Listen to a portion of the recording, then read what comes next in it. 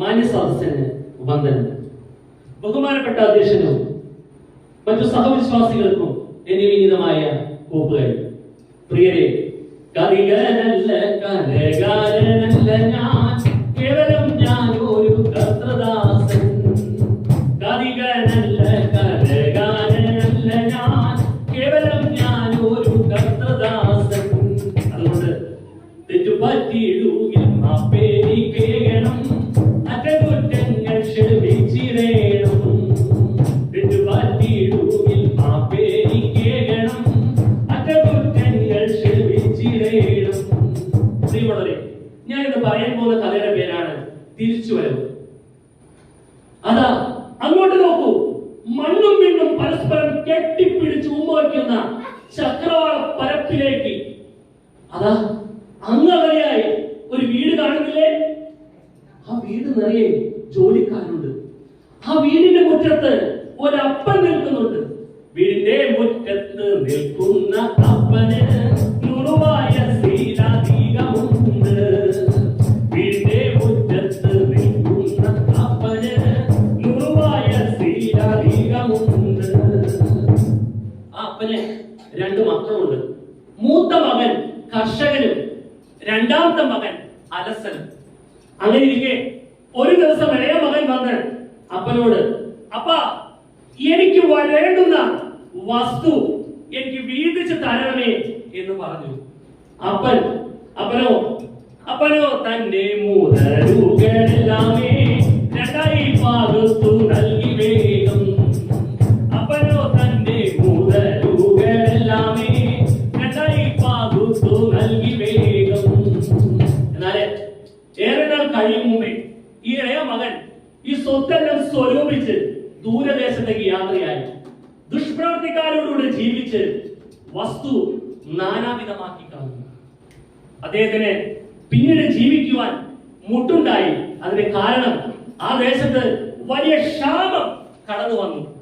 അപ്പോൾ ആ ദേശത്തിലെ പൗരനെ ചെന്ന് കണ്ട് തനിക്കൊരു ജോലി വേണമെന്ന് അപേക്ഷിച്ചു. ആ പൗരൻ അവനെ പന്നിയെ മേയ്ക്കുന്ന ജോലി കൊടുത്തു.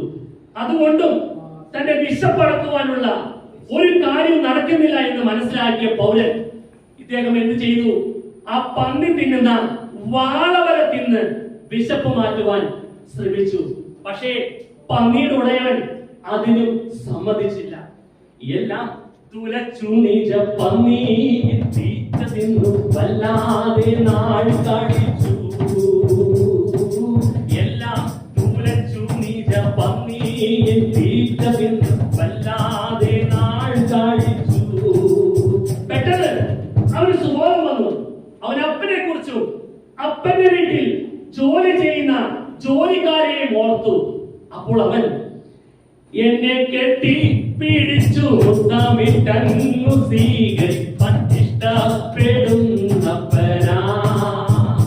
എന്നെ കെട്ടി പിടിച്ചു മുത്തമിട്ടങ്ങു സ്വീകരിപ്പാൻ ഇഷ്ടപ്പെടുന്നപ്പനാ. എന്നെ തള്ളാതെ വേദനവും മോതിരവും അങ്കിയും തരുന്നോരാപ്പനാ. അപ്പോൾ ഉടനെ അവൻ എഴുന്നേറ്റ് അപ്പന്റെ വീട്ടിലേക്ക് യാത്രയായി. ദൂരത്ത് നിന്ന് തന്റെ മകൻ വരുന്നത് അപ്പൻ കണ്ടു. അപ്പൻ ഓടിച്ചെന്ന് അവനെ കെട്ടിപ്പിടിച്ചു. അപ്പോൾ മകൻ, അപ്പാ, നിൻ വീട്ടിൽ ഇക്കാലവും പതിപ്പാനി പാവി നിന്നടിയൻ. അപ്പാ, നിൻ വീട്ടിൽ ഇക്കാലവും പതിപ്പത്തി പാവി നിന്നടിയൻ.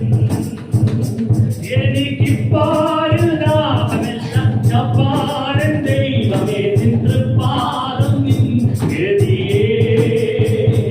എനിക്കിപ്പാരിൽ ലാഭമെല്ലാം ചപ്പാരൻ ദൈവമേ നിൻ തൃപ്പാദം നിൻ ഗതിയേ. അവനോട് മനസ്സറിഞ്ഞു. അവനെ കഴുത്തിൽ കെട്ടിപ്പിടിച്ച് അവനെ ചുംബിച്ചു. മകൻ അപ്പനോട്, അപ്പാ, ഞാൻ സ്വർഗത്തോടും നിന്നോടും പാപം ചെയ്തിരിക്കുന്നു. ഇനി നിന്റെ മകൻ എന്ന് വിളിപ്പാൻ ഞാൻ യോഗ്യനല്ല. അപ്പൻ തന്റെ ദാസന്മാരോട് പറഞ്ഞു, അവരെ വേഗം മേത്രമായ മേലങ്കിയും കൈക്ക് മോതിരവും കാലിൽ ചെരുപ്പും ഇടുവിൻ. തടിപ്പിച്ച കാളയെ അർപ്പിപ്പിൻ. എന്റെ ഈ മകൻ മരിച്ചവനായിരുന്നു, ഇപ്പോൾ ജീവിച്ചിരിക്കുന്നു, കാണാതെ പോയിരുന്നു, കണ്ടുകിട്ടിയിരിക്കുന്നു എന്ന് പറഞ്ഞ് വീട്ടിലുള്ളവരെല്ലാവരും ആനന്ദിച്ചു. പാപ ചെളിക്കുഴിയിൽ വീണു മരിച്ചവൻ തൻ വീണ്ടും ജീവൻ ലഭിച്ചു. പാപ ചെളിക്കുഴിയിൽ വീണു മരിച്ചവൻ തൻ വീണ്ടും ജീവൻ ലഭിച്ചു. തീരെ കാണാതെ പോയവൻ കണ്ടു കിട്ടി മഹത്വം കൊച്ചും നീനക്കപ്പരേ. തീരെ കാണാതെ പോയവൻ കണ്ടു കിട്ടി മഹത്വം കൊച്ചും നീനക്കപ്പരേ. അതെ, ഈ അപ്പനെ പോലെ നമുക്കൊരു സ്വർഗീയ പിതാവ് സ്വർഗത്തിൽ വസിക്കുന്നുണ്ട്. ഈ അപ്പനെ പോലെ തന്നെ മഹാദയുള്ളവൻ, കരുണയുള്ളവൻ, അകൃത്യവും പാപവും ക്ഷമിക്കുന്നവൻ. ആദാമ പാരമ്പര്യ മുഖാന്തരം പാപത്തിന് അടിമയായിട്ടുള്ള നമ്മ ഓരോരുത്തരെയും സ്വർഗീയ പുത്രനെ താണഭൂമിയിലേക്ക് അയച്ച് നമ്മെ രക്ഷിക്കുവാൻ മനസ്സലിവ് കാണിച്ചു. അതെ, കർത്താവായ യേശു ക്രിസ്തുവിൽ വിശ്വസിക്കുകയും യേശു ക്രിസ്തുവിന്റെ മരണ പുനരുദ്ധാനത്തിൽ അംഗീകരിക്കുകയും വിശ്വസിക്കുകയും ചെയ്യുന്ന ഏതൊരു വ്യക്തിക്കും സ്വർഗരാജ്യത്തിൽ നിത്യത അവകാശമാക്കുവാൻ കഴിയും. കേൾക്കണേ, ദൂതന്മാരെ പോലെ കർത്താവിനോട് കൂടെ നിത്യകാലം വസിക്കുവാൻ സർവകൃപാലുവായ ദൈവം നമ്മളെല്ലാവരെയും സഹായിക്കട്ടെ എന്ന് ആത്മാർത്ഥമായി പ്രാർത്ഥിക്കുന്നു, ആശംസിക്കുന്നു. എന്നും എന്നെന്നും